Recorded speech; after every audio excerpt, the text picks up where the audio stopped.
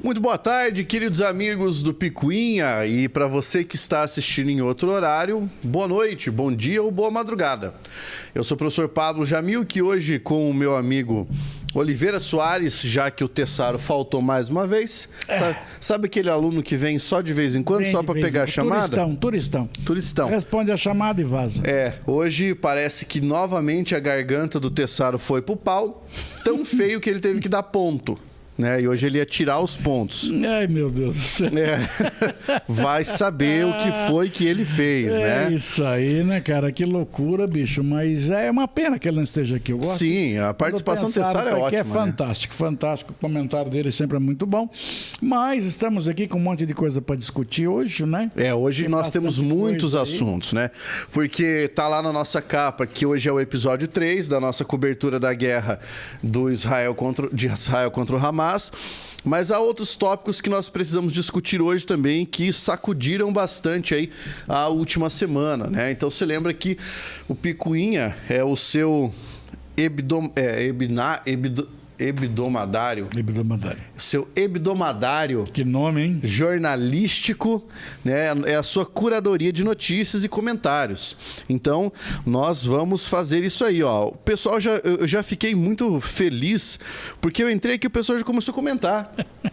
Tá, então já vou dar aqui, ó, boa tarde pro Henrique Moreira, Thaís Teixeira, Sérgio Verona, o Antônio Fernando, que é uma simpatia. Amados mestres, deixem que a luz que emana de vossas sapiências possa dissipar as trevas de minha ignorância. É um prazer quase sexual ouvi-los. CWB92, boa tarde, Sérgio Verona, o Henrique. Que o Henrique trabalha com o Tessaro. Trabalha. Ele pode dar as atualizações aqui, ó. O Edu Dalcente, salve mestre, sou aluno do Oli nas quintas-feiras à noite, marcando presença no melhor podcast da atualidade. Ô, Verona ali, ó, na minha época, não dá para responder chamada e sair fora. O Oli que mandava para fora da sala. Existe uma história muito anedótica. Eu não sei se isso aconteceu aqui em Cascavel, onde foi, mas você também já deve ter ouvido essa. Que certa vez o professor estava dando aula, professor de matemática, bastante turrão e assim, muito rigoroso na sala de aula. E durante a explicação ele se vira e vê que uma pessoa está virada para trás, fazendo gestos para o aluno. E aí ele vê isso uma vez... Fala, ó, pessoal, sem conversa paralela aí, né? Vê uma outra vez, ó, pessoal, tô avisando, quem tiver conversando eu vou mandar pra fora. Na terceira vez ele vira e fala, menino, você aí, ó, você que tá fazendo micagem por detrás, você levanta e saia. O menino levantou, na hora que ele tava saindo, o monitor que fica na sala de aula falou, professor, esse rapaz é o intérprete de Libras do aluno que tá ali atrás. Mas é muita gente, cara. Sempre dá cagada. Isso é uma baita de uma... Agora, podiam ter avisado o professor, né? Não faria mal nenhum. Ai, meu Deus do céu. Mas é muita gente, sempre dá cagada. Tem algumas folclóricas. História folclórica eu passei por uma também, mas uma outra hora eu... Tá, beleza. Eu conto. Não quer contar agora? Eu tava dando aula, salona lotada, virei pra perto, tinha mania de perguntar, eu apontava o dedo, você! E eu apontei um cara, você! O cara de trás falou pra mim assim, professor, ele é surdo mudo. E eu assim, aí virei a mão assim com quem não quer nada, então você, pergunta pra ele. O cara de trás falou assim, não foi pra ele que você perguntou. Pelo amor de Deus, cada cagada. Olha só o que o CWB perguntou pra nós. Já começa com uma polêmicazinha aqui, ó. Cadê? Minha mãe, que tem 61 anos, disse que apanhava dos professores. Esses relatos do passado são verdadeiros, Oli? Cara, Eu tenho 62, não é da minha fase. Nessa época que eu estudei, por exemplo, você não tinha mais professor batendo em aluno, entendeu? Mas, por exemplo, os relatos do meu pai é que era comum você apanhar porque não respondia, porque não sabia tabuada, coisa que o vale. Agora, depende, por exemplo, em que tipo de escola, eventualmente, a pessoa tenha estudado. Nas que eu passei, onde eu estudei, não. A agressão física já não existia mais. Existe um compilado de castigos que eram impingidos aos alunos antigamente e, assim, havia de várias naturezas, né? Um deles, por exemplo, era o famigerado chapéu de burro. Exatamente. Existia o chapéu de burro. Botar de castigo no cantinho. Um chapéu cônico. Escrever muitas vezes a mesma coisa. Exatamente. Era um chapéu cônico que estava escrito burro mesmo. E a pessoa ficava com aquele chapéu. Ficar sentado de frente para a parede, né? Escrever no quadro. Havia a palmatória. Exatamente. Ele já colocou aqui, ó. A mãe dele vinha de uma escola rural, então é bem possível. Na escola rural é bem possível que isso realmente acontecesse. Existe uma história que diz que em algumas escolas, quando os professores usavam a palmatória, eles molhavam a palmatória e passavam no sal grosso antes de bater na mão da criança, porque doía mais. Sim. Por causa das pedras de sal grosso, né? Também era comum a história da régua de metal. Mas isso já faz muito tempo, é lógico, a educação precisou se modificar. A história de ajoelhar no milho, ajoelhar na tampinha de garrafa. Isso, né? Eram todos relatos de uma época muito passada, né? Então, alguns lugares ainda mantiveram, talvez, como o colega falou, a escola rural. Pode ser possível. Eu não passei por isso e eu não presenciei. Mas ser deixado de castigo, ficar depois do horário, ficar de frente para o canto, assim, isso era coisa comum, era coisa rotineira, sim. Mas agressão não. As agressões normalmente não. E por falar em agressão, vamos voltar à nossa cobertura, à nossa discussão a respeito daquilo que nós tivemos da semana passada para cá. Você diz que não sabe, você acredita. Mas se a mãe comentou e a escola é rural, é bem possível, cara. Talvez ele esteja arrumando uma desculpa para que você apanhe também. Pode ser, né? Pode ser. É verdade. Mas as agressões em escola, em alguns países, existem até hoje. É verdade. Em alguns países, as agressões existem até hoje. Isso é uma coisa fatal. Ó, a Thaís disse que pegou a época em que ficava em pé atrás da porta. É, isso aí. Em pé atrás da porta, coisa rotineira também. Muito bem. Vamos voltar agora para o nosso papo sobre o que está acontecendo lá fora, no mundo, porque nós temos algumas coisas para discutir aqui. Entre elas, como é que está se desdobrando o conflito de Israel contra o Hamas na faixa de Gaza e os países que estão ameaçando entrar no conflito, a escalada. A gente vai discutir aqui até que ponto você tem uma escalada, até que ponto é gente trucando sem manilha, né? Nós temos que discutir as eleições argentinas e temos que discutir o caso do Rio de Janeiro, dos ônibus que estão sendo incendiados, né? Oli, você fica à vontade para escolher por onde você quer começar. Então, só um pequeno detalhe. Em relação ao Hamas e Israel, nós temos hoje uma guerra. O conflito existe desde a criação do Estado de Israel em 48. Perfeito. Né?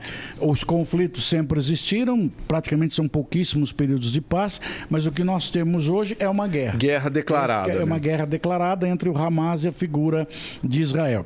O que me chocou muito essa semana foram algumas coisas que a gente acabou ouvindo, né? Como, por exemplo, uma situação de que nós deveríamos... Uma das coisas que me deixou chocado é o cara fazer o seguinte comentário: temos que analisar o que é que Israel fez para que o Hamas agisse dessa forma.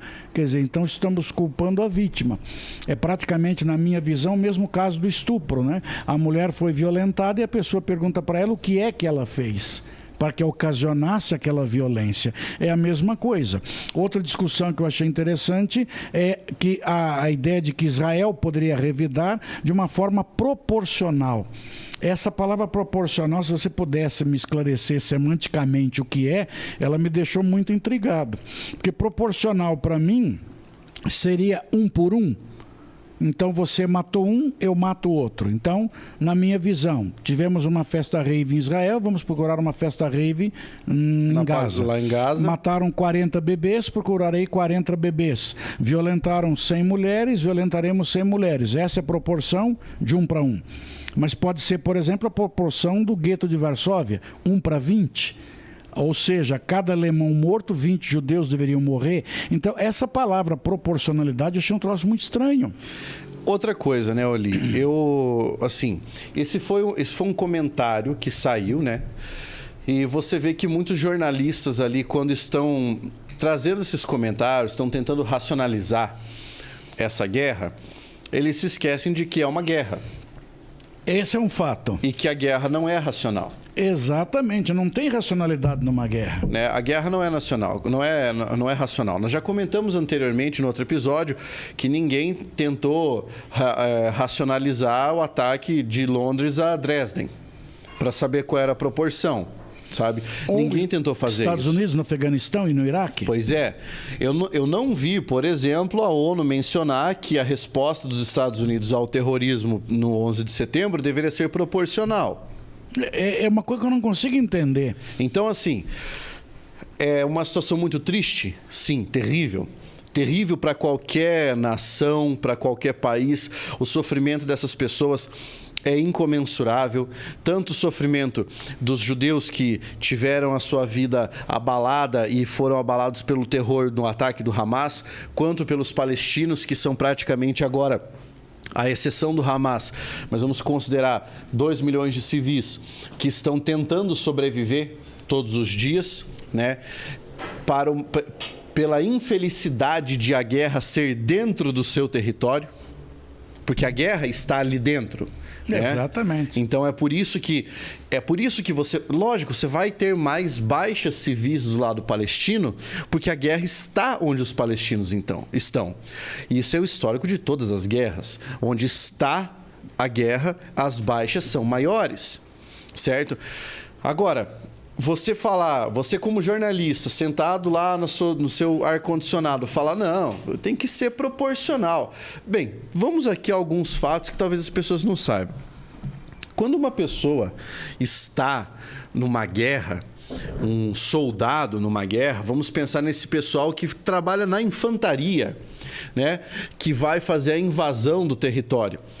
Olha, você sabe muito melhor do que eu que os soldados americanos, quando estavam em fronte de conflito, tanto nas últimas guerras ou os soldados da Segunda Guerra Mundial, você sabe que nenhum soldado está puro ali. Eles estão com cocaína, eles estão com todos os tipos de estimulante que você puder imaginar. Num cenário de guerra, você acha mesmo que a pessoa, no cenário de conflito, pensando que ela está lutando pela própria família, depois de ter cheirado uma carreira de cocaína ou se injetado um estimulante, você acha que ela vai estar lá pensando assim, cara, vamos ver em quem eu vou atirar agora para eu não acertar a pessoa errada? Você acha que é no mínimo inteligente fazer esse pedido? Não. O que todo mundo queria é que não houvesse a guerra, mas a guerra aí está. Então agora nós precisamos lidar com o que está acontecendo. Lidar com o que está acontecendo de uma forma não imbecil, porque ninguém está guerreando lá com disparos de flor, disparos de pétalas e arco-íris, entendeu? É gente morrendo. É gente morrendo. Então você tem, por exemplo, os ataques que estão acontecendo ao sul da faixa de Gaza, que não deveriam acontecer porque a população toda está lá, certo? Mas quem é que vai para lá também quando a população se desloca? Os terroristas estão estabelecendo suas bases onde estão os civis, porque assim eles conseguem mais escudo humano. Aí, enquanto você tem um desdobramento da guerra na fronteira sul, você tem a fronteira norte explodindo também. E uma coisa e aqui eu preciso falar isso, cara, eu não sei por qual razão, mas a mídia mundial está fazendo questão de esconder, questão de não dizer, a explosão dentro dos países que são de maioria muçulmana que estão indo para as fronteiras dos países para pedir invasão daquele território para começar a lutar. Então, eu não estou vendo jornalista falar das declarações do Khamenei. Eu não estou vendo jornalistas falar das declarações do ministro da Defesa do Irã. O Iêmen. Não vi ninguém falar do bombardeio do Iêmen aos porta-aviões americanos. A Síria querendo se manifestar. A Síria, né? Então, assim, eu não estou vendo o pessoal fazer isso. O que o pessoal está fazendo? Está centralizando ali exclusivamente, como se não houvesse desdobramento mundial. Agora, mas veja, os países que têm a presença de grupos terroristas, por exemplo, que é o caso do Líbano, que tem a presença do Hezbollah no sul do Líbano, que é praticamente uma área dominada pelo Hezbollah. Sim. O Líbano em si, se bombardearem a área do Hezbollah, para ele é bom. Que é uma maneira que o Líbano teria de conseguir ter o controle sobre a maior parte territorial do seu país. Aquela parte sul que ele não tem um controle efetivo, se conseguir destruir a figura do Hezbollah, para ele seria bom. Então, perceba, é um processo geopolítico muito mais intenso. Hoje, por exemplo, o Egito não quer uma saída para a região do seu território, porque junto com os refugiados viriam aquilo que seriam os terroristas infiltrados. Aí eu faço uma outra pergunta para você. Se a Cisjordânia também tem palestinos, por que não fazemos um corredor humanitário ou um corredor de saída de Gaza para a região da Cisjordânia? São 45 quilômetros. E um detalhe, dentro do território israelense. Não haveria problema algum. Eles iriam cruzar um território israelense de área palestina para área palestina. Por que não fazemos um corredor humanitário aí? Isso que você disse é tão verdadeiro que o Egito deixou os mantimentos entrarem, mas não deixa a população sair. É um troço louco. Entende? Agora repare, mas por quê? Porque também existem diferenças nas duas regiões palestinas. O Fatah está na Cisjordânia e o Hamas está na região de Gaza. Então agora o que acontece? A região da Cisjordânia também está preocupado, que junto com isso poderia ter os infiltrados passando de um lado para o outro. Mas na minha visão, uma visão boba, burra, tonta, palestinos na Cisjordânia, palestinos na região de Gaza. Por que não uma saída humanitária por ali? Dentro de Israel, uma área totalmente protegida, onde não haveria violência nesse povo se deslocando. Aí você levaria para lá para poder se resolver a questão de Gaza. Porque é uma questão muito simples. Falar hoje, não, vamos fazer aí um cessar-fogo, mas um cessar-fogo que favorece quem? Os atacantes, favorece o Hamas? Aí nós falamos, não, é um crime contra a humanidade o que Israel está fazendo, sim, mas quem deve obedecer às regras da guerra é só um Estado previamente formado, que é Israel. Hamas não é um Estado. Eles não têm que obedecer a regra nenhuma. Ele não tem uniforme, ele não tem bandeira. Tanto é que eles estão com reféns. E você não pode Chama fazer de refém. hóspede agora. Exato. Agora chamou de hóspedes. E que estão liberando alguns por razões humanitárias. Eles declararam isso, que estão libertando alguns reféns por razões humanitárias. Será que são as mesmas razões humanitárias que levaram eles a sequestrá-los? Ou então tirou os canos da água para poder fazer foguete? Pois é.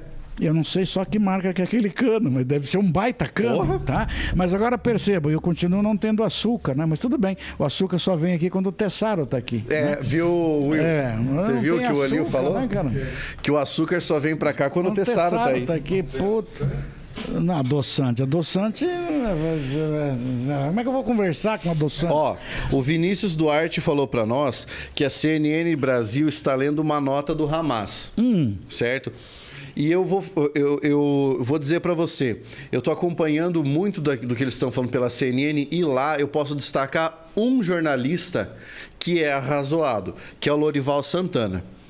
É o Lorival Santana, que está o dia inteiro cobrindo, já esteve lá na região, certo? Ele talvez seja o único arrazoado. Agora, vamos lá. Como é que eu vou me informar?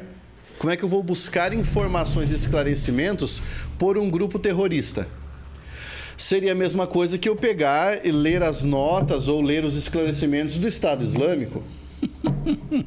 As justificativas deles são boas para eles. Não é mesmo? Eu sempre digo assim, que as pessoas às vezes têm que tomar uma noção bem clara, é que em nenhum momento nós falamos que a guerra é justa ou que a guerra é decente. Agora, a questão do ataque, o ataque terrorista, por exemplo, ele é injustificável, mesmo que a causa tenha justificativa. A causa é justificável, mas o ataque terrorista não existe uma justificativa para isso. Eu luto por uma causa justa, perfeito, mas o ataque terrorista em nenhum momento será justo. Porque você não tem nem um uniforme, nem uma bandeira. Então você não pode chamar o cara nem de combatente, porque ele não é combatente. Agora você fala, por exemplo, não, cessar fogo resolveria o problema? Para quem? Para quem resolveria? Para o Hamas poder se reorganizar, para ele poder se reestruturar? Porque para Israel representaria o quê? Pararia do jeito que está. Mas honestamente falando, nem o cessar-fogo resolveria o problema, nem uma intensificação dos ataques de Israel. Por quê? Porque, veja bem, ao longo desses últimos 40 anos de conflito, sem guerra declarada... Isso, exatamente isso. Você já teve inúmeros bombardeios, inúmeras baixas, certo? E essa situação não se resolveu. Por quê? Porque o Hamas não é uma pessoa... O Hamas não é apenas um grupo, o Hamas é uma ideia. O Hamas é uma ideia. Então, enquanto você tiver um indivíduo que tenha essa ideia prestes a disseminá-la, você ainda terá um grupo como o Hamas. Você ainda terá um Estado Islâmico, uma Jihad Islâmica, um Fatah. Você ainda terá. Porque isso aqui o que os move para lá é um ideal. É uma concepção de mundo. E enquanto houver a possibilidade de você cooptar jovens para integrar o seu radicalismo da sua concepção de mundo, que não vá você pensar que essa concepção de mundo é porque o cara quer transformar o mundo todo na religião dele, porque ele quer converter todo mundo. Não, porque quem dá as ordens para esse pessoal sequer está no campo de batalha. Sequer está no campo de batalha. Está no Catar. Quem dá as ordens está lá aproveitando sua vida de marajá milionário. Mas veja, e os conflitos religiosos na Irlanda, católicos e não católicos? E aí? Ela só não partiu neste momento por questões que envolvem guerra. Mas o conflito existe. Temos bairros católicos e não católicos na Irlanda. Detalhe, e aí? Primeiríssimo mundo. Pois é. Então perceba, o que nós não temos é que, evidentemente, aqui você tem ataques de grupos que vão se radicalizando. Por quê? Porque existe uma doutrinação. As crianças vão aprendendo, e criança aprende tudo. O difícil é ensinar velho, porque criança aprende qualquer coisa. O preconceito é ensinado. É uma coisa muito curiosa, né? Porque, assim, eles pedem uma solução pacífica e pregam a violência. Para alguém que nasceu em meio à guerra. Não, ele prega a violência, mas quer que você me dê uma solução pacífica. Essa solução não existe. Esse nó, não tem como desatar esse nó. Porque eu estou ensinando às minhas crianças o preconceito e a violência. E detalhe, e agora nós tivemos crianças sendo instigadas a atacar outras crianças. Nem o nazismo, no auge das suas atrocidades, isso foi feito. A juventude hitlerista era poupada do campo. Olha que loucura, ela era poupada do campo. Mas agora não, você teve crianças sendo instigadas pelo Hamas a serem violentas contra outras crianças. Então percebe, nós chegamos no limite da atrocidade. Exatamente. E aí agora nós temos que pensar, né, diante de uma situação tão terrível como essa, que o que você tem hoje nessa guerra de versões é a arma que cada um usa. Então, por exemplo, quando você tem muitos bombardeios que vêm de Israel e sufocam as forças do Hamas, o que o Hamas mostra na televisão? Mostra um vídeo de eles cuidando de um refém, mostra um vídeo das crianças e começam a questionar: essas crianças são terroristas? Essas crianças fizeram algum mal? Não, elas não fizeram mal algum. Mas essas crianças, infelizmente, estão sendo vítimas de uma organização criminosa que deu estopim para essa guerra. Porque eu vejo assim, alguns comentários que eu escutei, por exemplo, que o cessar-fogo seria extremamente interessante. Mas o cessar-fogo só favorece o agressor. Vamos pegar um exemplo muito simples, vamos pegar a Rússia hoje. A Rússia agrediu a Ucrânia, sem entrarmos no mérito. Então, para nós acabarmos hoje com o conflito, vamos pegar a parte leste da Ucrânia e dar para a Rússia. Pronto, pegamos Donbass, entregamos para a Rússia e cessar fogo, hein? Acabou. Quer dizer, então aquele que agrediu tem vantagens. Então fazemos a mesma coisa em Israel hoje. Fazemos um cessar-fogo, mas deixamos como está. E deixamos permanecer a estrutura como ele se encontra. Ficam 2 pesos e 2 medidas. Agora, é extremamente difícil. E agora nós precisamos também avaliar antes de nós irmos para... Porque já perguntaram sobre personagens de outros países, a gente já vai mencionar. Mas agora também é preciso fazer o contraponto disso tudo que nós estamos dizendo. Na semana passada eu fiz um post dizendo que qual era a justificativa para que o Benjamin Netanyahu pudesse declarar guerra ao Hamas e, com isso, dar vazão a qualquer plano que ele tivesse, por exemplo, de limpeza étnica. Ele precisava de um ataque terrorista no território dele. Ele precisava disso para que ele pudesse declarar essa guerra. Ele não poderia simplesmente declarar guerra do nada, apenas com aqueles enfrentamentos anteriores. Do que o Hamas precisava para que todo mundo ficasse contra Israel? Dizer que Israel bombardeou um local em que só havia civis. Daí aquele episódio do hospital que depois foi, inclusive, desmentido pela própria perícia da CNN. Certo. Agora nós temos que entender algumas coisas. Um porta-voz do exército israelense falou que uma consequência lógica dessa guerra é que a região da faixa de Gaza encurte e perca território. Ele falou isso numa entrevista que foi muito ventilada, certo?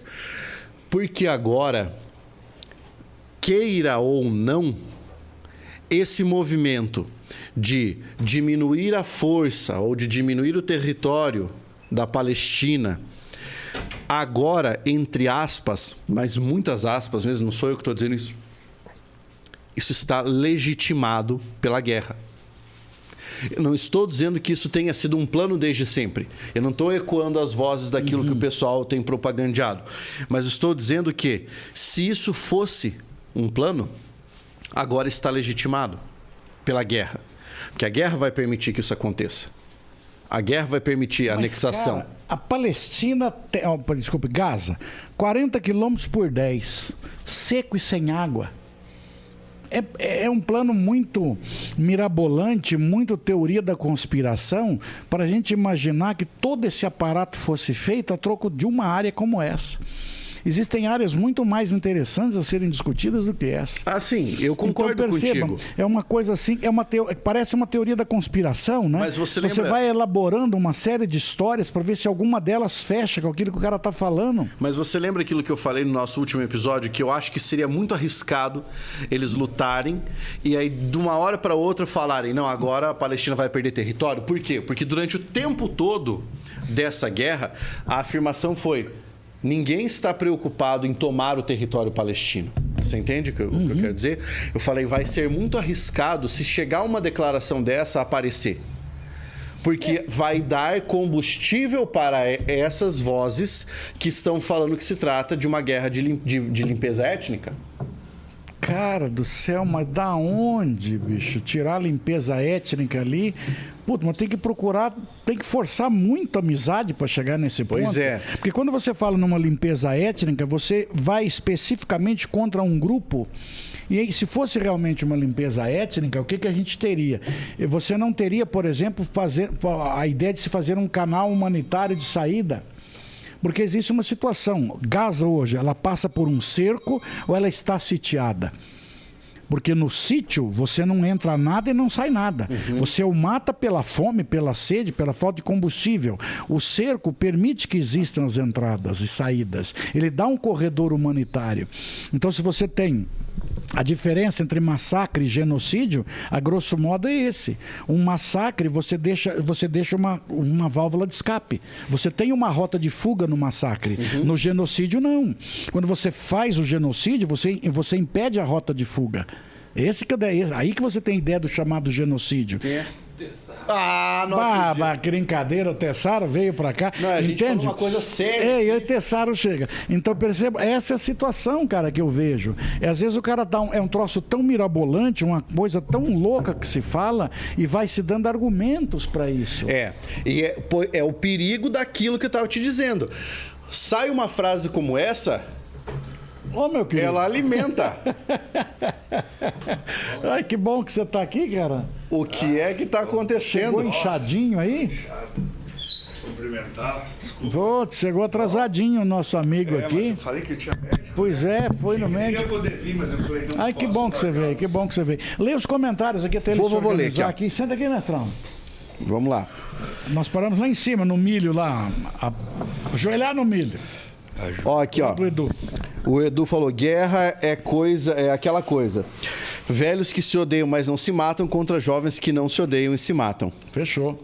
O Henrique disse: acredito que o proporcional não deve ser levado ao pé da letra. Exemplo, deve ser proporcional para cessar a ameaça e não proporcional para causar o mesmo dano. O Vinícius, boa tarde, Picunheiros. Aí ele falou o negócio da CNN. O Tam Bebê disse: que alegria poder acompanhar vocês ao vivo. Eu era fã do Pablo, mas o Oli conquistou meu coração. Olha lá. Olha aí, que bom. O Elton Silva: boa tarde, meu fascínio por história se deve às aulas do Oli em 2001 em Curitiba, grande mestre. Loucura. Pergunta: qual a possibilidade de participação de outros países na guerra em solo israelense? Nós já vamos chegar lá. O Edu falou: os ideais são pacíficos, a história é violenta. Exatamente. Fechou, Edu. O que me surpreende é o antissemitismo em todo canto. Hoje trocaram a palavra antissemitismo por antisionismo. Ou seja, perseguição aos judeus como sempre. Fico indignado. O Edu falou: é quebrar as pernas para depois dar muletas. O Rômulo Fabrício: uou! Professores, vocês não... O Vinícius Duarte falou: vocês não acham que as baixas civis palestinas devem ser responsabilidade do Hamas? Pois então, cara, aí veja só. Se eu estou utilizando o cara como escudo humano, a responsabilidade é minha. Mas o problema, quem perguntou foi o Vinícius, né? O problema, Vinícius, é que eles não têm uma obrigatoriedade de respeitar as regras da guerra, porque ele não é um Estado organizado. E tem outra coisa. Vamos entender um pouquinho aqui. Eu vou pegar um excerto, um trecho da fala... Um excerto da fala do Bassem Youssef, que eu mandei para vocês lá, aquela entrevista, que é o seguinte: nós não podemos simplesmente pensar que o povo da Palestina é um povo ignóbil, imbecil, que não sabe o que está acontecendo. Claro que sabe. Certo? É claro que sabe o que está acontecendo. Mas agora vamos lá. O próprio Oli falou: como é a situação da vida na faixa de Gaza? É uma situação praticamente de miséria. Total. Uma situação de miséria. O povo passa fome, o povo não tem as mínimas condições. E eu assemelho isso a uma vida que você tem em alguns locais das comunidades aqui no Brasil. O cara é pobre, o cara passa fome, o cara não tem nada, não tem um Estado para protegê-lo. A ausência do Estado leva à violência. Chega um grupo e diz: nós vamos proteger vocês e vamos lutar por vocês. E o Hamas tem um braço de assistência comunitária. Você está entendendo? Ele tem um braço político, um braço militar e um braço de assistência comunitária. Aí é muito mais simples de você entender, porque não existe uma revolta 100% de um povo que fala: Hamas, suma daqui, você não nos representa. Pela mesma razão que ninguém que vive numa comunidade vai chegar pro dono do morro e falar: você não me representa, sumam daqui. E detalhe, e no morro, se você morar nas vias de saída ou vias de acesso, a única regra é: as portas não podem ser fechadas. Você não será assaltado, mas as suas portas não serão fechadas. E aí, da mesma forma, né? Eu entendi a sua pergunta, Vinícius. Ele disse: minha pergunta foi no sentido de que o Hamas ataque e corre para o meio dos habitantes de Gaza. Claro. Nós entendemos. Sim. Agora, imagine o seguinte: você, como essa pessoa que está acreditando nesse grupo, quando dizem para você: saia daí, porque o conflito vai para essa região. E o grupo armado que supostamente te defende diz: nós vamos lutar por você. Aí fica com você a decisão. Você vai querer sair ou não? Você entende? Eu não sei. Eles ficam entre a cruz e a espada. E digo nessa assim, circunstância. E saber que eles também não têm outro lugar para irem, né? Pra Vamos onde? dizer, hoje Vai pra onde? pior, e nem pra nenhum lugar para ir. Então, aquele é o pouco de terra que sobrou para eles. Pouco a gente diz, porque dizem que é pouco, né? 40 por 10. Para 2 milhões e poucos. 40 por habitantes. 10. Então é bastante gente.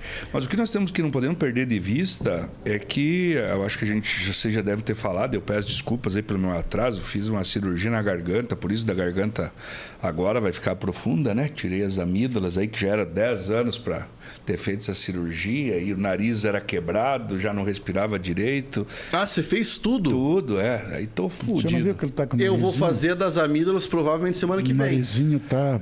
filadinho, tá tá? inchado. Bonito, né? Ficou bonito, cara. Não, é porque tá Bonito inchado. força um pouco a amizade, mas com 3, 4 cervejas, vai. Já vai. Vai. Com Vai. 3, 4 cervejas, vai. Vai fácil. Vai fácil. Então tá bom. 2 cervejas já vai. Ixi, Maria, o homem tá caindo. Com café já vai. Tá baixando a régua.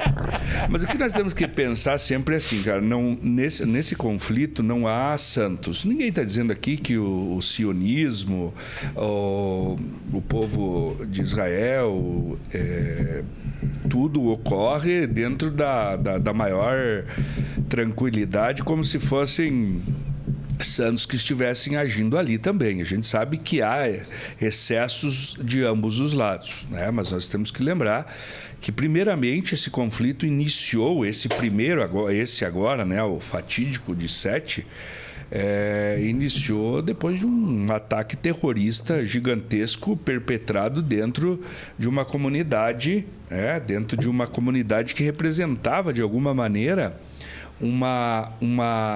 pelo menos aparentemente, algum tempo, parecia que a segurança estava Garantida. Mas essa foi uma... E aí os caras atacam ali, basicamente, aquela região muito... Eu acho que ela é bastante, do ponto de vista histórico, que são os kibbutzim, né? Que representam mesmo a ideia original, né? dos camaradas. Então, quando você ataca isso, mesmo tendo bunkers, mesmo tendo guardas, não conseguir, isso gerou uma insegurança. Então, a partir daí, atos de violência maior do que eu vi a questão da proporcionalidade. Mas o que seria proporcionalidade? Os Estados Unidos, os 100 foguetes de lá, 100 foguetes daqui. Comentamos agora há pouco. Eu fiz uma pergunta.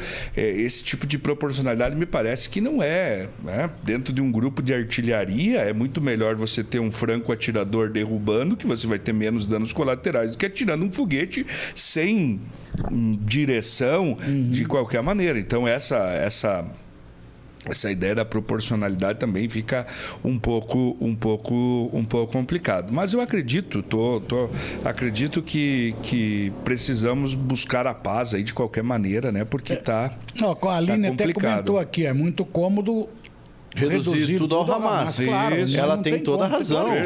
É muito cômodo, sabe? Você falar que o Hamas é culpado, não é por essa ideia. Nós temos um conflito que se arrastou e que culminou nessa guerra. E agora nós precisamos entender quais são as participações dos outros atores mundiais nisso aqui. Porque, veja bem, até agora, ninguém está falando da responsabilidade do Irã nessa guerra. Que, ao que tudo indica, é o grande financiador do processo. Ninguém faz guerra sem dinheiro. Não existe. Você veja, Israel só está atacando, só está concentrando essa quantidade massiva de força militar porque foi pedir um amparo de 100 bilhões para os Estados Unidos. Que detalhe, já pediu mais uma grana em cima e o Congresso já está aprovando.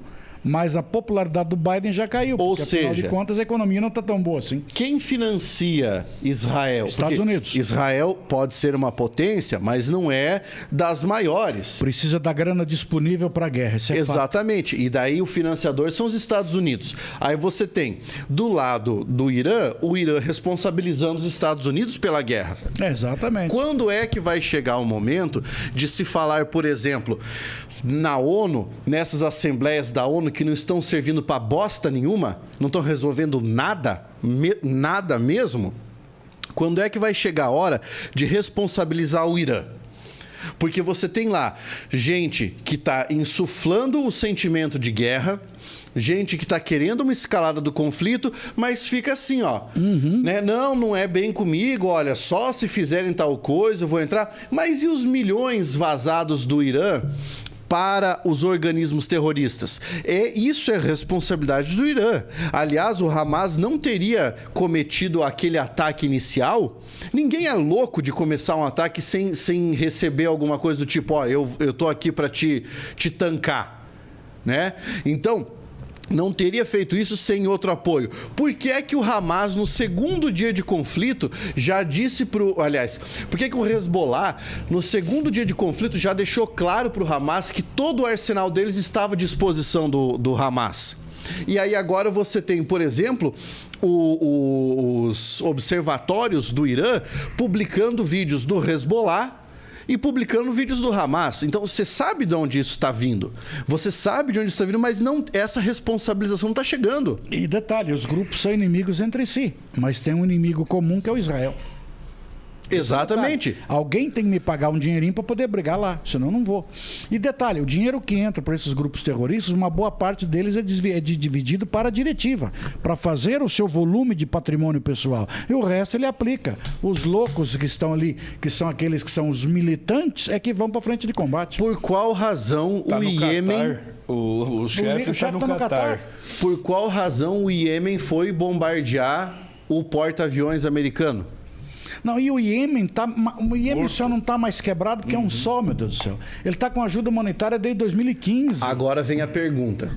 De onde foi que o Iêmen tirou dinheiro, míssil de longo alcance para chegar até a frota americana? Quem foi que entregou esses mísseis para o Iêmen? Esse tipo de coisa ninguém está discutindo. Você entendeu? Aí nós tivemos lá, o Brasil está presidindo as conferências da ONU, certo? Beleza. O Brasil teve a chance de escrever uma resolução e se destacar como o maior pacifista da história. E não o fez por 2 pontos que poderia simplesmente ter alterado. Se deixasse na sua resolução o direito de defesa de Israel, que é lógico, e se condenasse o Hamas como grupo terrorista. Sim. Mas ideologicamente não quis fazer. Exatamente, por não fazê-lo, gerou o veto dos Estados Unidos. Explicado e muito bem explicado. E agora está gerando uma situação muito desconfortável. Por quê? Porque todos os países que queriam que essa resolução fosse aprovada começaram a falar, vejam, os Estados Unidos estão de má vontade. O que fez a diplomacia brasileira pedir para que revissem o poder de veto das grandes potências mundiais nas conferências da ONU. Então, você veja só, a diplomacia brasileira vinha aqui, ó, escreveu o negócio, bateu na trave. A hora que bateu na trave, falou, ó, tem que rever esse negócio do veto. Pum! Vai para baixo da mesa. Vai para baixo da mesa. Fora o fato de que a próxima formulação, eu fico muito puto com a ONU em relação a isso. A ONU tá falida, né? É formada por uma quantidade X de países que daquela quantidade X, 6 são países tiranos, que têm ditadores no poder. Que concordaram, por isso que votaram a favor da resolução brasileira, que não considerou o Hamas como atacante. Então a explicação do voto tá aí para todo mundo ver, cara. É um troço simples da gente entender. Só ver quem é que está votando a favor e quem é que votou contra. As 2 abstenções que você teve. Então perceba, as abstenções estão acontecendo por quê? Porque a Rússia não quer se manifestar. Óbvio, qual é o interesse dela? A própria China, qual é o posicionamento da China hoje? A Síria vive uma guerra civil desde 2011, cara. Agora, o grupo Hezbollah, que apoia o Bashar al-Assad, ele vai se envolver e vai deixar de apoiar o Bashar al-Assad internamente, porque os rebeldes querem. Porque a Síria não vai conseguir manter uma guerra externa e uma revolução interna. Não jamais. Tem como, não tem jamais. como. Você não consegue manter. Então, os rebeldes hoje, que têm apoio dos Estados Unidos e têm apoio do Reino Unido, Esse grupo quer que a Síria se envolva, porque é mais fácil tirar o Bashar al-Assad. Agora nós temos porta-aviões norte-americanos que já estão lá. 2. Você tem o Eisenhower. Chegando, Tá chegando. Você tem os ingleses que estão descendo para lá. E hoje os chineses se deslocando para aquela direção. Não, é o jogo geopolítico. Eu tô vendo E a assim, Rússia no Mar Negro. E a Rússia patrulhando o Mar Negro. Com os seus Sukhoi 35, eu acho. Isso, né? Só patrulhando. Sim, Estamos só só olhando patrulhando. de longe. Isso não é uma ameaça. Apenas um lembrete. Mas eles falaram, né? Nós Não é estamos ameaça. com os nossos. Não me lembro o nome lá do míssil lá, que é de mil quilômetros. É o lá. hipersônico. né? É, lá tá mirado para os teus. Voltamos à boa e velha Guerra Fria, né? Parece, né? Não parece? Parece Todo mundo, ó, muito. vamos falar a verdade. Até agora, se a Israel tivesse atacado junto com todo mundo, com uma força devastadora, logo ali no primeiro, segundo dia, eu acredito que ele teria um apoio mundial muito maior, assim, sabe? Mesmo que tivesse acontecido excessos, e com certeza aconteceriam excessos. Então agora parece que esse timing Perdeu, perdeu o parece timing, que foi perdeu. o time para uma invasão daquele jeito que a gente está vendo. Eu acho que o troço vai ficar nesse namoro e todo mundo se namorando e olha e gospe aqui, sabe aquela coisa tipo da Guerra Fria volta mesmo. a Guerra Fria. A Isso. paz é impossível, mas a guerra é improvável. Isso, exato. É isso aí, Vai, não vou falar coloca. guerra, eu Isso, não vou coloca. entrar. Porque, cara, tá todo. Vamos lá, até os Estados Unidos. A gente sabe que a indústria americana especialmente da guerra, é muito cara. E deu muito dinheiro aos Estados Unidos e dá muito dinheiro ainda aos Sem Estados dúvida. Unidos. Mas eu não sei até que ponto eles querem que a guerra se espraie por muito tempo, porque eles estão com a economia em frangalhos também. Daqui a pouco, meu amigo. Mas a guerra Daí levanta eu não a economia. sei se levanta. Isso, A é isso. guerra levanta a economia. Levanta. Não tem Você conversa. tá lá com a tua popularidade nos pés, economia lascada, de repente você chega com a notícia que fez um empréstimo de 100 bilhões, Sim, cara. Tá Entendeu? todo mundo louco. para quem te paga em A diamante. popularidade do Biden não tá das melhores. Não, mas não tá e não Mas vai é que ele continuar. não estava bem Já não antes. tava bem, eu acho que isso aqui acho que É o a Netanyahu. única- O Netanyahu estava na mesma situação. Também, tá se segurando nas cordas. Esse momento para ele foi a lei patriota do Bush. Isso, que a lei salvou patriota ele, do Bush. Vai me salvar isso aqui. Exato. Mas encerrada a guerra, ele não sobrevive à guerra. Não, Também não, acho. não. Também acho. Ele vai ser decapitado no sentido... Não Tem um da- monte de perguntas, Juliano. Mas vai ser decapitado com certeza do poder, porque a responsabilidade é direta dele pelas mortes. Exatamente. Pelas mortes dos porque Ele quebrou pode esse ser compromisso. responsabilizado por crimes de guerra. Porque, pode ser também, mas eu quero dizer no sentido, ele quebrou essa aliança da segurança que ele pregava muito. Ele propagou que a paz estava ali. Hamas não, fiquem tranquilos, eu estou dando aqui 60 Isso mil assustou. empregos. Isso Então, assustou. quebrou, cara, isso quebrou ele. Eu acho que ele vai ser um dos decapitados depois da guerra aí, hein? O Rômulo Fabrício, que foi aluno do Oli no expoente da Barão do Rio Branco, Nossa Senhora. disse que tá igualzinho e que a cachaça deve ter te conservado. Ele fez duas perguntas. A primeira: Israel sofreu o mesmo ataque surpresa em 1973. Guda Meir acabou pagando e perdendo o cargo.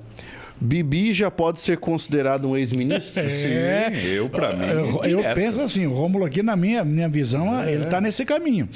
Acabou a guerra, Rômulo? Pode ter certeza, Pode ter ele não certeza. consegue se manter no cargo mais. Ele não se consegue se manter por causa dessa quebra, dessa segurança que ele parecia. E segundo, gente, morreu dentro do solo 1.600 pessoas. Coloca isso dentro do contexto americano, do 11 de setembro, faz aí, né? Em comparação. 3.900, né? Isso, coloca quanto que dá isso em termos populacionais. exatamente. Cara, isso é uma catástrofe. Pra Isso é uma eles catástrofe. Ou seja, ele vai ser defenestrado com toda certeza. Acabou a vida Ele já não política tava de dele. boa. Já não estava de boa, estava se segurando as cordas. Mas nesse momento agora, oposição e situação se uniram porque nós fomos atacados. Quer dizer, isso. então eles deixaram de lado as divergências políticas para resolver um ataque que sofreram. Exato. Mas ele não se mantém Mas depois abre, tipo, aspas, eu não sei como chamar lá, tipo, CPI, e vamos ver quem foi os culpados por essa fragilidade. Lá não é CPI, não, é defenestrado mesmo. Não tem conversa, não tá bem, tira. A segunda pergunta do Rômulo.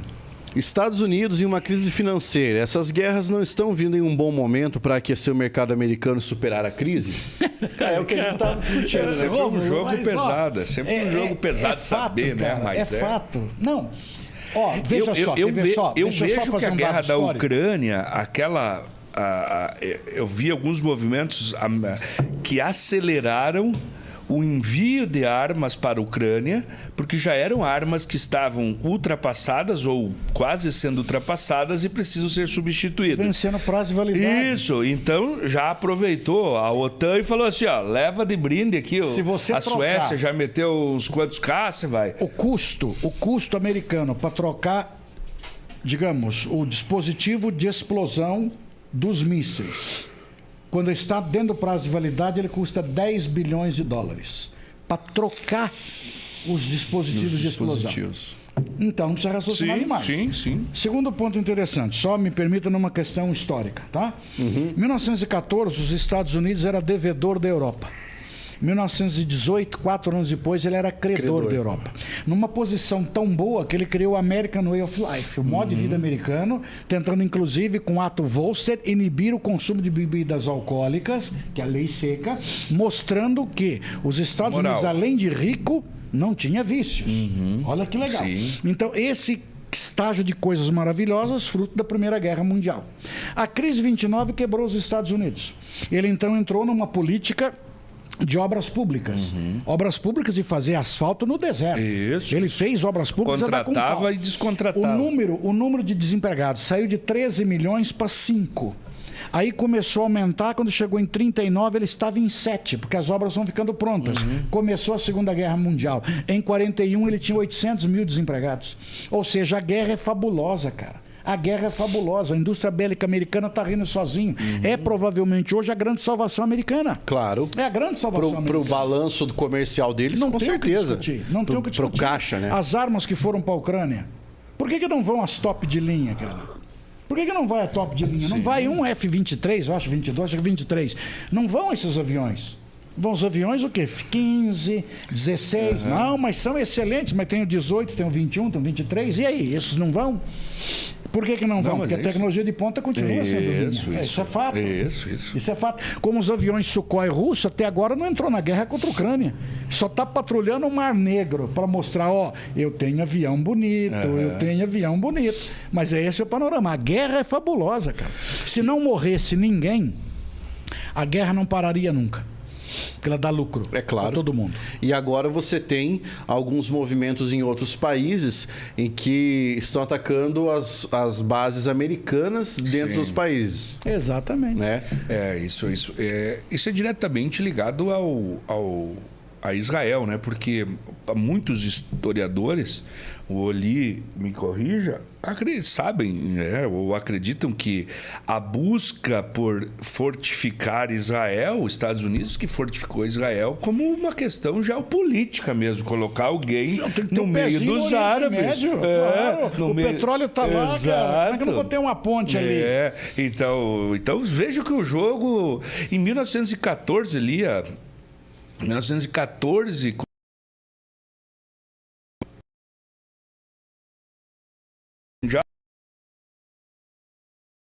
A Inglaterra toma aquela posição ali, né? Tratado de Sykes-Picot, ela toma a região do Oriente Médio. Isso, eles fazem esses ajustes. Império Turco Otomano. Isso, doutor, e fazem até um ajuste ali, tiram uma partezinha.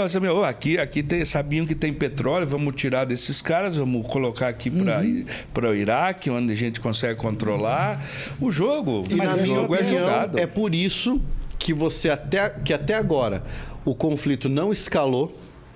É por isso que o Biden deve ter ligado para o Netanyahu e falou assim, ó, não invada, porque na hora que invadir, de fé e fato, a situação vai piorar, por causa das questões relativas ao petróleo iraniano.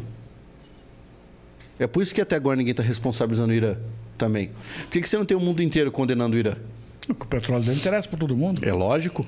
Se não sai petróleo dali, imagina quanto não vai o petróleo. Você entende? A guerra Irã-Iraque de 80 a 88 gerou uma crise internacional do petróleo. Sim. É por isso. E o Irã, sabedor disso, fica lá trucando, entendeu? Ó, nós vamos fazer isso aqui. E vamos não sei o que lá. Para esperar ver quem é que vai ser o primeiro a riscar uma linha no chão e falar quem passar daqui é homem.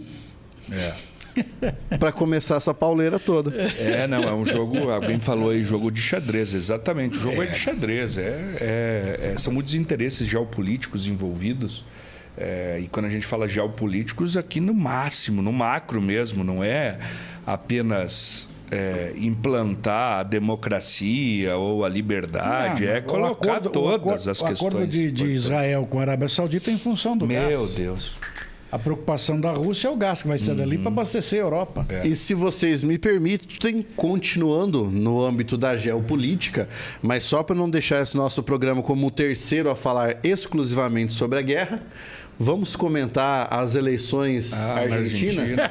Ai, meu Deus do céu. A situação ali, porque nós temos duas coisas para falar. As eleições da Argentina e a outra questão lá dos ônibus queimados no Rio de Janeiro. Nossa. Né? Vamos começar pela Argentina. Vamos começar pela Argentina. Cristina Kirchner faz de conta que ela não conhece o cara agora. Não conhece mais. Ela tá se afastando do cara. Do Massa? Está se afastando por quê? Porque o governo é peronista, não tem o que discutir. Mas ele é um herdeiro claro do peronismo. Mas sim, que dúvida. E uma coisa que me deixa assim bem estranho, não me deixa estranho, tendo por base quem nós elegemos. Porque a economia argentina está nesse pé graças ao ministro que agora é candidato. O candidato?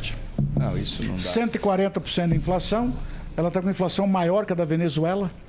Maior que a da Venezuela. Ou seja, a Argentina hoje está na boca do colapso. Na boca do colapso. O Brasil fez acordo de comprar leite da Argentina, prejudicando o setor leiteiro brasileiro. Que ainda é refém do protecionismo. Exatamente. Para evitar a exportação. Assim, eu vejo assim. E até as pesquisas que estão divulgando, tem se comentado muito na Argentina, exatamente no mesmo panorama que nós vivemos aqui. Uma pesquisa que vem do nada. Uma pesquisa que vem do nada. Não, e aí você veja, essa situação da Argentina é uma coisa curiosa, porque o Massa, antes de estar no pleito, na disputa, ele fez o plano das platitas, né? Uma distribuição de dinheiro, então alguma concessão de algumas benesses ali para angariar um pouco de popularidade e ter fôlego para disputar com o Milei, que é, como é que a gente pode dizer, um personagem caricato, né? O Milei é um cara caricato. Caricatura, cara. E assim, todo país, isso a gente tem que saber com muita clareza, todo país que está numa crise em que o povo se revolta com o governo, tem claras chances de eleger um caricato. Sim. A Ucrânia... O caricato manipula a opinião popular. Sim. A Ucrânia com Zelensky. Eu não sei nem se o termo é manipula, mas é assim, eu acho que as pessoas... É o líder carismático. Mas é o descrédito na política tradicional. Leva um líder carismático. Leva é assim que funciona. Para aparecer esses stakeholders, esses caras fora, né? Toda crise gera um líder carismático. Mas que antes nós tínhamos, eu não sei qual é a visão de vocês, mas antes nós tínhamos essas pessoas chegando até determinado patamar. Ou seja, era um vereador, que fazia propaganda, sei lá, eu vou apagar a bandidagem e pegava, sei lá, apagava alguma coisa, ficava com a borracha na mão. Era o Alencar Pintor de Cascavel, que tinha um rolo de tinta. Você tinha um Tiririca, uma coisa assim, um Frank Aguiar, né? O pessoal que de política não entende bosta nenhuma, mas que assim, Sim. chegava até determinado patamar. Agora, o patamar que você tem é da principal autoridade do país. Sim. E eu já queria aproveitar que nós estamos falando de Latinoamérica, queria aproveitar e puxar um outro gancho que também é extremamente complicado: eleições na Venezuela. Sim. Não vão acontecer. Porque a adversária do Maduro, que é a pessoa que está francamente à frente e que, se pudesse concorrer, venceria o Maduro, Tá com os direitos políticos caçados. tá com os direitos políticos caçados porque ele resolve caçar. Então, ele escolhe quem é o adversário dele. Nicarágua, Daniel Ortega, ele disputou sozinho. O quarto mandato era ele e ele, o resto estava tudo preso. Essas são as repúblicas das bananas, cara, e assim funciona. Isso é uma das coisas que a gente não consegue aceitar politicamente, né, no século XXI, que ainda aconteça. Isso que a gente fala, pô, mas a gente não evoluiu nada, né, com tudo que já passamos. E digo uma coisa para você, por que nós não tivemos um Tiririca sendo candidato a presidente? É porque os partidos políticos nossos são muito fortes e eles temem que um cara desse desponte sozinho. Por isso que eles não permitem que um cara desse alavanque, ele vai até um certo ponto. Ele vai até um certo ponto. Mas foi o Brasil por isso que o hoje... Bolsonaro teve que migrar de partido para partido. Exatamente, porque a formação de liderança que se faz não interessa para o partido. É assim que funciona. Aí o partido que quer chegar ao poder permite que o cara vá até um certo ponto, depois começa a cortar. Porque o Brasil teve também o seu caricato, que foi o Bolsonaro. Sim, que, sem dúvida. Que assim, a menos que aconteça um milagre muito grande na Argentina, provavelmente os eleitores da Patrícia... Da mulher, Massa. Não. Isso aí. Alguma coisa? Muito provavelmente eles vão para o Milei. Sim, porque são de direita. E sobra para o Massa tentar angariar os votos do terceiro e quarto colocados, que representam 9%. Certo? E tentar uma reviravolta. Porque se não conseguir esse milagre, o Milei leva. Porque a direita vai votar com ele. Tanto é que a Cristina Kirchner se colocou na posição de que nada sabe para tentar fazer com que os indivíduos descolassem dela. Para descolar ela, né? Para descolar dela. Para descolar o candidato dela. Porque sabe que o nome dela tá podre, falido, né? Tá podre. Mas eu vejo assim, a nossa política da América Latina é a República das Bananas, Pablo. É vergonhoso que nós temos aqui. É vergonhoso. As eleições nos nossos países hoje, inclusive no nosso, é vergonhoso. Mas o quinto candidato da Argentina, foi impedido de concorrer porque meses antes da eleição descobriram que ele estava no esquema de corrupção. Tem corrupção na Argentina? Não sei, eu nunca meses ouvi falar. antes, meses. Nossa Senhora. Entendeu? Imagine aqui se fizesse isso. Mas fizeram, tentaram, né? Estão caçando os caras até agora. Mas é um troço E aí doente, você mas veja lá, descaça. a primeira coisa... caçando, eu digo, agora quem prendeu Caçou. os caras lá atrás. A primeira coisa que aconteceu quando saiu o resultado das urnas argentinas, adivinha qual foi? Primeira coisa, dizer que foi fraude. Mas lá o voto é físico ainda, você conta. Sim, Você mas conta. foi a primeira coisa. Por quê? Porque agora nós vamos sempre ter isso. Esse é o argumento. Esse é o argumento que sempre vai ter. Começou com o Trump, Mas, cara, começou com o Trump não lá é? e veio pro Brasil. Mas quando não se desconfiou de eleições no mundo, cara? Não, É assim que isso funciona. é normal. É assim que normal. funciona. Por isso que você tem Na fiscalização, Inglaterra- senão você não precisaria ter fiscalização se você Exatamente. acreditasse nas pessoas. Exatamente. Eu não posso dizer quem me contou isso, mas uma pessoa muito próxima a mim foi desses mesários lá naquelas idos de... Quando o voto era ainda no papeleto. Cara, ele falava que em cidades assim... pequenas, o que se elegia de vereador e prefeito nas madrugadas era coisa sensacional, que daí todo mundo cansado ali, o cara já pegava um monte, é tudo desse daqui, é desse daqui e acabava, cara. Então, assim, não adianta. O sistema, ele pode ser corruptivo, pode não ser... corruptível, né? Mas as pessoas são. E aqui eu não entro nessa questão. Eu acho que aqui no caso do Brasil, o Bolsonaro perdeu mesmo a eleição. Perdeu. Não discutir. Perdeu a eleição. O Supremo ajudou bastante ele a perder, né, com as decisões que veio dando, duras e tal. Fizeram com que ele tivesse vários problemas aí de não conseguir levar a sua mensagem para alguns lugares, assim por diante. Mas, no caso brasileiro, o Bolsonaro perder para o Lula é aí que nos envergonha. Não é que nós queríamos que o Bolsonaro ganhasse, mas o que eu pensava é assim, um camarada que já foi 2 anos, 3 mandatos, vamos dizer, né? Porque o primeiro da Dilma foi ele, né? Foi ele. Eu acho que a alteração do poder é natural, claro. precisa. Eu acho que essa oxigenação necessária.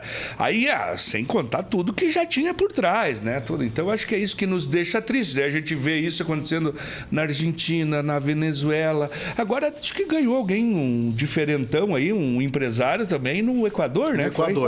No Equador. Detalhe, né? os países como a Patrícia própria Europa, Bullrich, lembrei o como a nome. própria Europa começou também a nossa América Latina a pender para a direita. Porque os governos de esquerda, tanto na Europa como aqui, eles mostraram que não vieram ao que aqui se destinava. E agora vamos a mais algumas coisas importantes. Porque é fácil quando você tem dinheiro. Claro que é. Governar com quem tem dinheiro é igual na nossa casa. Quando você está aqui, todo mundo já está estabelecido na vida, consegue entender de matemática. Então, vai embora. Você sabe que tem que gastar menos do que você gasta, aquela coisa toda. A Europa foi assim, ficou surfando em sonhos e direitos humanos e tudo, e assistencialismo e Bebe esqueceu. essa água que você está afogado. Bebe. E esqueceu. Bebe. Senão você vai conseguir começar a tossir. E esqueceu que tem que começar a Viu produzir. como é que melhora depois que toma um golinho d'água? Não fica segurando, que pior. Vai segurando, de repente você se urina. Vamos para um cenário Milei, presidente da Argentina. Até que ponto vocês acreditam que ele consiga levar a cabo a ideia de dolarizar a economia argentina? Porque uma coisa é você dolarizar quando você é o Carlos Menem. Quando você tem dólar e peso 1 para 1. Outra coisa é você falar, eu vou dolarizar quando você tem $1 valendo 1.000 pesos. Não, mas aí quando foi feita a dolarização do Plano Cavalo, a paridade peso e dólar foi estabelecida por lei. A inflação já tinha comido o dinheiro argentino e o câmbio, não me lembro o câmbio agora, mas não era 1 por 1. Ele estabeleceu a paridade peso e dólar. Então, quando você fez o Plano Cavalo e fez a paridade, ele pegava mais ou menos a mesma situação. Uma inflação gigantesca, de repente, gente, vamos parar? Peso e dólar é igual. Quando ele fez essa paridade, a inflação parou. Porque o dólar não vai inflacionar. Foi a época que os argentinos ficaram loucos comprando coisas no Brasil, porque o cara recebia em peso ou dólar, que ele podia fazer o câmbio livremente, e trocava pela nossa moeda, que é altamente desvalorizada. Claro. Então ele levava vantagem. Mas essa ideia da dolarização é a paridade do Plano Cavalo. Porque eu me lembro de que das 3 propostas econômicas do Milei era a dolarização da economia e a diminuição severa dos ministérios. Da Patrícia Bullrich era um bimonetarismo. Ia circular da mesma forma, né? Peso e dólar. E do Massa era continuar o peso, mas tentar criar uma espécie de peso virtual. Mas ele está com 4 tipos de dólar dentro da Argentina hoje. O que eu admiro é se a população argentina ainda votar nesse cara, que já tem 4. Agora tem o Blue, o sistema Blue de câmbio. E você viu que os argentinos que têm dólar estão tentando retirar o dólar, eles estão deixando sacar nas chiquitas, que são as moedas, o dólar antigo, que vale menos. Exatamente. Então ele tem 4 tipos de dólar diferentes circulando. A economia da Argentina, ela já se deteriorou. Ela não tem mais o que fazer. Hoje eles vão ter que fazer um novo Plano Cavalo. Ou seja, fazer a paridade para tentar fazer com que a economia da Argentina anda. Ela não está conseguindo andar hoje. Mas como é que ela vai andar se a Argentina é um país essencialmente de economia de commodities? Isso é complicado demais. Mas sim, mas se ele tiver uma paridade, ele consegue, na exportação que ele mantém, trazer um câmbio para dentro que não gera inflação. Bem, isso tem razão. Ele não vai gerar inflação. Então, aquele produto que eu vendi por $1, ele vai ter um poder de compra, o poder de paridade de compra dele é de $1. E não é como nós temos hoje. O cara pega $1 lá e se transforma em sabe-se lá quantos pesos argentinos. Então não há inflação que se controle dessa maneira. Então uma saída que você tem nessa paridade é isso. Para você conseguir fazer com que a economia comece a andar.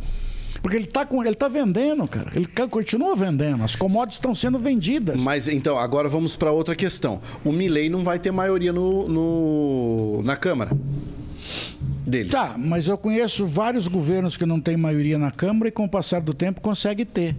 Mas essa é uma questão. Porque o Milei conseguiu eleger, se não me engano, 35. É a terceira bancada. É a terceira bancada. Terceira bancada. Mas aí é que entra os que não chamamos de conchave, que conchave é coisa de ilegalidade, também, né? não. Mas nós aí entramos naquele velha máxima de você ter as suas bases eleitorais. Certo. É você fazer a sua plataforma de apoio. Nosso Congresso Nacional. Partidos que eram escandalosamente contra o governo do PT, hoje voltam escandalosamente junto com o PT. Tanto é que nós temos aí o aumento dos ministérios, que acabou favorecendo vários setores para fazer a base do partido. O que vai acontecer na Argentina. A pergunta do nosso querido CWB92. Oli, a Argentina passa por crise por conta da fuga de capital da Argentina? Ou seja, na época da moeda 1 para 1 houve fuga do dinheiro no país, é isso? Não é que houve fuga, houve investimentos exteriores, tá? Dentro deles, eles tinham uma reserva cambial. O que acontece hoje é que eles não têm mais essa reserva. Eles não têm mais esse dinheiro em reserva. O tesouro soberano deles acabou. Então, qualquer plano que ele faça hoje, ele não tem suporte financeiro para bancar. Não tem lastro, ele né? não tem lastro, ele não tem dinheiro. Ele não tem dinheiro. Então, esse é que é o grande problema. O investimento fora, claro que há uma expatriação de moeda, mas ele normalmente ele já não investiria no país. Como hoje, por exemplo, estão se proibindo sacar em dinheiro, em dólar. Há pouco tempo atrás, na época da paridade, você recebia o seu salário em peso e na hora de sacar, falava, não, eu quero dólar. Então você pegava o dólar, então circulava o dólar livremente ali dentro. Pepino sério que a Argentina vive. Pepino sério. Agora, deixa assim, ó. Nem parece que o tempo passou tão rápido, tá passando, né? A gente termina 3h30, já são 3h14. Mas deixa eu fazer aqui um comentário que eu ouvi hoje de manhã. Não sei se os senhores já ouviram. E novamente esse comentário vai sair da minha boca. Ixi. Porque lembro da semana passada, da galera falando do esquerdista, não sei o quê? Vejam bem. Hoje de manhã, a Petrobras perdeu o equivalente a uma Sabesp de valor, se eu não me engano, 62 bi. Ela perdeu 38 sexta. Então chegou a 62 bi hoje e eu vou contar para vocês por quê. Porque 2 membros que seriam eleitos para o Conselho de Administração. Exatamente. Eram membros ligados ao governo federal. E um advogado protocolou um pedido para impedir que eles fossem eleitos por ter essa conexão com o governo federal. O pedido prosseguiu e eles foram impedidos. E a notícia se espalhou. Não deveria. Quando se espalhou, os investidores fizeram o quê? Sacaram dinheiro. Por quê? E aqui vem aquilo que a gente fala. O histórico do governo o persegue. O que foi que aconteceu com a Petrobras quando tinha membros políticos na época do governo Lula e do governo Dilma? A gente sabe o que aconteceu. Que foi o que causou toda a derrocada da Dilma e também toda a derrocada do Lula com aquele monte de escândalos do Petrolão. Aí você vê que é muito complicado você mudar estruturas velhas da governança de um país. Por quê? Porque não deu um ano. Sim. Não deu um ano de governo Lula para alguém já falar assim, ó, vai para lá alguém. Vamos de novo. Você entendeu? Então, assim, ó, isso é aquela máxima que a gente acaba aprendendo a duras penas. Não dá para confiar na política. Não dá para confiar na política. Lembra? Não tem como. A nossa política, Pablo, é podre. Podre. Pode falar o que for. A nossa política é podre. Como eu já disse para você, o dia que sentar um político aqui para discutir qualquer coisa, pode ser candidato a vereador, deputado, senador, o cacete. A hora que um político sentar aqui, nosso programa acabou. Pode escrever o que eu estou te falando. A nossa política é podre em todos os setores que você pensar. Da menor das prefeituras ao maior dos governos do país. Ela é podre de ponta a ponta. Ou você faz conchavo ou não existe governança. O Brasil não tem governança. Existem conchavos. E se eu estou participando agora, eu fico quieto. Roube, pois eu pego o meu. É assim que funciona. E se você pegar exemplos bem práticos, bem simples, vou até dizer para você, a coisa mais vergonhosa que eu vejo dentro de Cascavel. As calçadas ficam entupidas de automóveis à venda, exatamente no trilho onde deveria passar o cego. E você telefona para a prefeitura e para o sistema de trânsito, ninguém sabe. Ninguém viu, quer dizer, só eu que vejo quando passo ali. Não tem um fiscal da cidade que passa ali. Aí eu pergunto, não tem dinheiro em nenhum momento nesse lugar correndo? Ninguém vê. Nas vias públicas, os nossos carros ficam em cavalete e nenhum vereador... Quantos vereadores tem em Cascavel? 13, 17? Quantos são? 27. Tentaram ir para 21. Não, 27. Tentaram ir para 21. Será que nenhum dos 27 ou 21 vereadores de Curitiba passa na Avenida Brasil? Eu estou jogando na cara dos vereadores de Cascavel agora. Na cara, estou jogando na cara dos 21 ou 27, sei lá quantos são. Nenhum de vocês, fecha a câmera em mim. Nenhum de vocês passa na Avenida Brasil? Nenhum de vocês vê carro nas ruas em cima de cavalete? Nenhum de vocês vê aqueles carros em cima da guia de cego? E aí? Onde é que está a nossa honestidade nesse país? Tem que começar a cobrar aqui. Existe a cobrança? Não. Vá para o governo do estado. É a mesma coisa. Vá para o governo federal. É a mesma coisa, cara. Não muda. Vamos ver se agora algum fiscal da prefeitura vai passar na Avenida Brasil. Semana que vem eu conto para vocês. Boa. Olha só.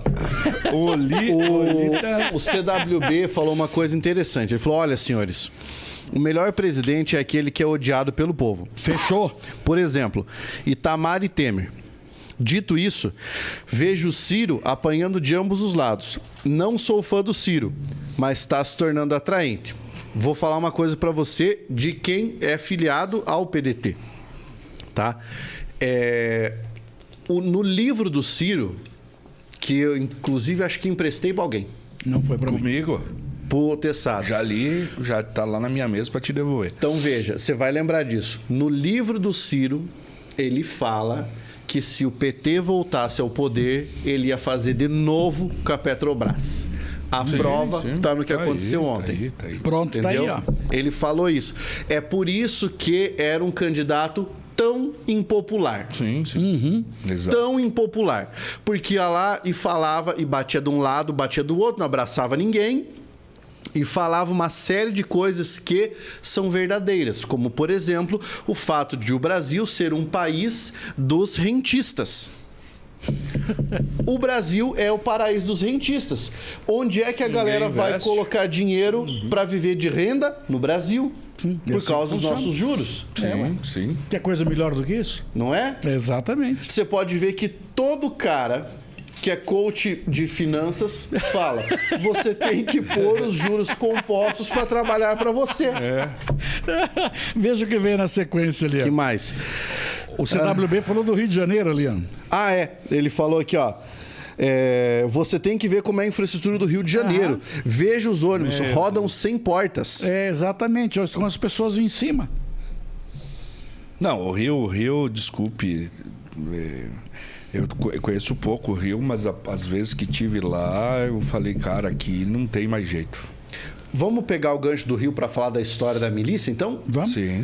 30 ônibus incendiados, situação complexa no Rio de Janeiro agora, porque aparentemente esse movimento foi gerado após o assassinato de um membro de milícia. Assassinato? Não, foi morte. Pô, foi um combate. Ah, não, polícia... não tô sabendo. Não, foi um combate entre Eu a falei polícia. assassinato porque- Tá, não. Vamos embora Isentão, daqui. né? Desculpa. Eu não... Isentão, eu em não- cima do muro. Ah, Um pai de família. Eu não foi... tava sabendo, eu Não, vi. foi troca de tiro com a Polícia Civil. Ah, bom. É o terceiro da família já que morre. Essa família, ela até 2 ele suportou, mas o agora terceiro não deu. agora eles ficaram bravos. Daí é o Zinho, é o chefe, é o tal do Zinho. Esse era sobrinho do tal do Zinho. Então, pra você ver a que ponto que chegamos, né?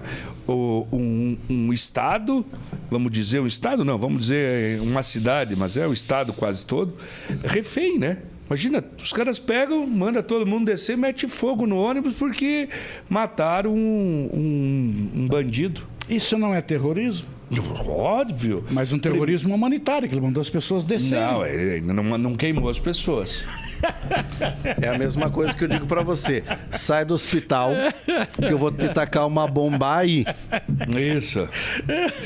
É da mesma Estamos forma. vivendo louco. Onde existe, ou melhor, onde há a ausência do Estado, o paralelo sai em vantagem. Sim. É assim que funciona. Não, e Não daí tem vira a como. lei do mais forte, né? Não Aí tem vira a como. lei do mais forte, aí A acabou. ausência do Estado no Rio de Janeiro, nos morros, faz com que você tenha o crescimento desse grupo. Porque, por exemplo, no morro em si, a violência não está presente. Ela só existe a violência quando a polícia sobe. Mas a culpa não é da polícia. A culpa é do próprio processo que simplesmente as pessoas que controlam o morro não querem que ela suba. Então, será que esses civis também que estão no morro não são talvez um escudo humano? Mas claro que estão. Aí que está o funcionam detalhe. como Então, escudo humano. a gente costuma ver a guerra do outro lado. Mas e aqui? Como é que nós temos? Como aconteceu em Florianópolis há pouco tempo atrás. A mesma coisa, queimando ônibus nas Que é ruas. guerra também. Isso é uma que é guerra. ato terrorista também. Em Natal? Natal. Natal. Lembra no Ceará, quando houve a greve? Exatamente. Então, e aí?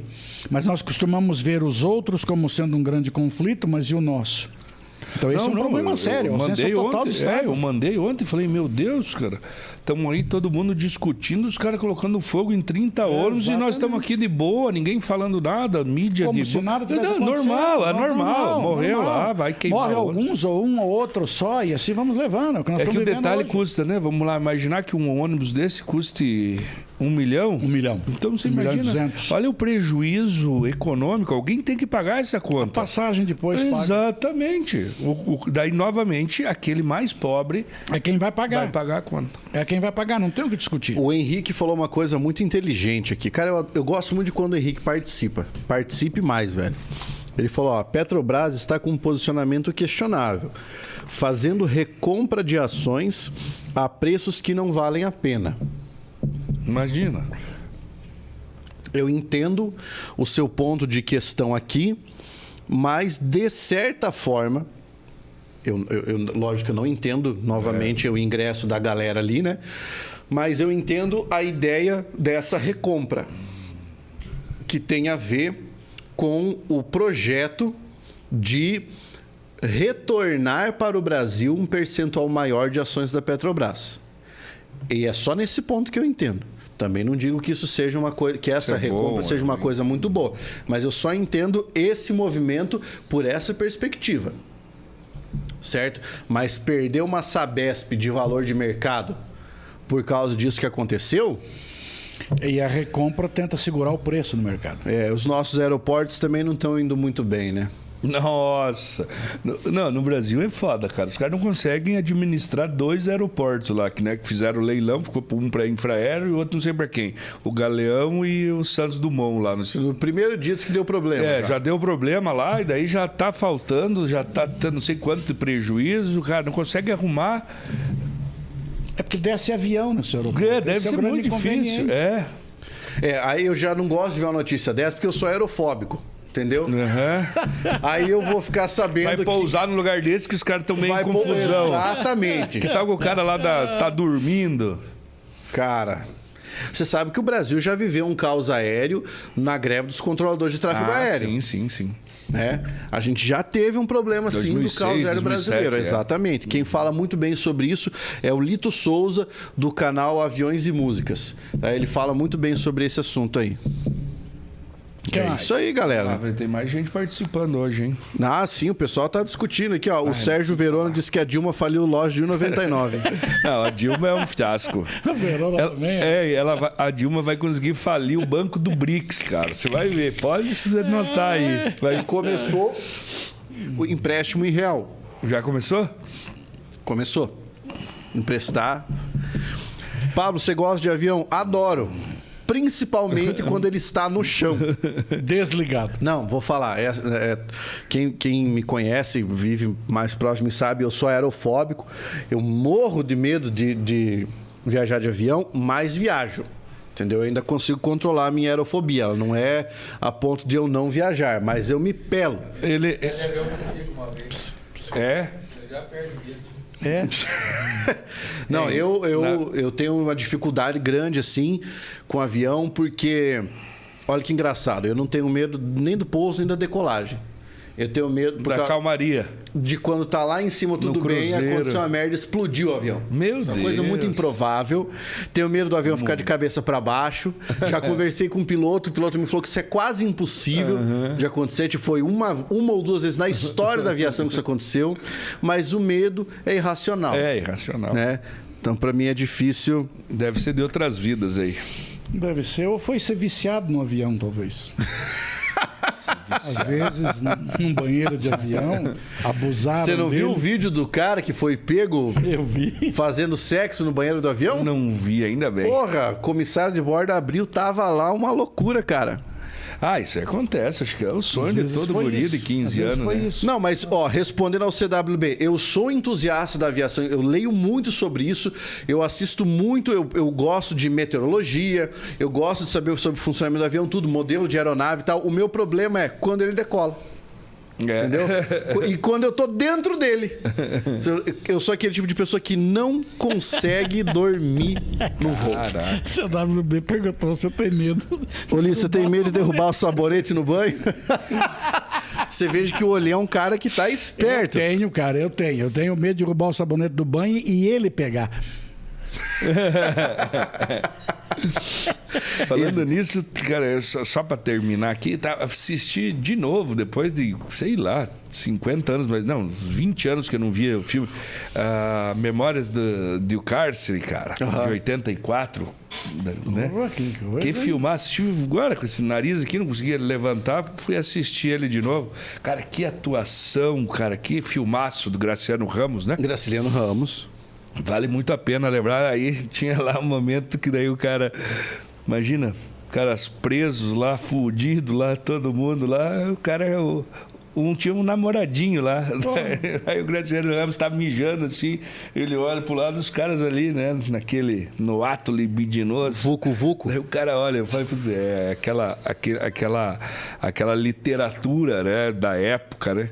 Você nunca viu ninguém dar o cu, não? O cara olha assim pro Graciano Ramos, um doutor, né? Um cara chique. Ele pergunta, eu falei, cara, que sensacional. Fechou, meu querido? Fechou, senhores. Hoje nós conseguimos falar sobre muita coisa. Muita coisa. Foi um prazer hemorrágico, né, essa entrevista de hoje. Muito obrigado pela presença de todos, pelo fato de os senhores comentarem sempre de forma educada e ordenada nos comentários aqui. Semana que vem tem mais. E quando nós publicarmos cortes aqui, por gentileza, façam um favor de compartilhar. Isso, chegar lá nos caras top aí pra colocar nós na rede, né? Pra levar a gente da entrevista, porra. É. Beleza? Tchau pra vocês, um grande abraço. Até a próxima. Tchau.